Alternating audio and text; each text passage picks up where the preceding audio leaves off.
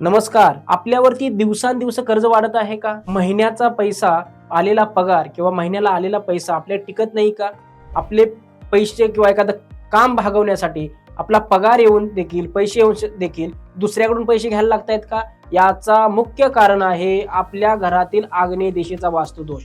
या दिशेमध्ये जर आपल्या शौचालय असेल, काळा रंग असेल, निळा रंग असेल किंवा या दिशेमध्ये पिवळा रंग असेल किंवा ही दिशा कट असेल, तर या गोष्टीला आपल्याला सामोरं जावं लागू शकतं. तर यामध्ये आपल्याला उपाय म्हणून काय करायचं आहे, तर या दिशेतील काळा रंग हटवायचा आहे, निळा रंग हटवायचा आहे. त्याचबरोबर यामध्ये शौचालय असेल तर शौचालयाच्या भोवतीनं आपल्याला हिरव्या रंगाचा टेप लावायचा आहे आणि आग्नेय दिशेमध्ये नेहमी 3 तुपाचे दिवे लावा.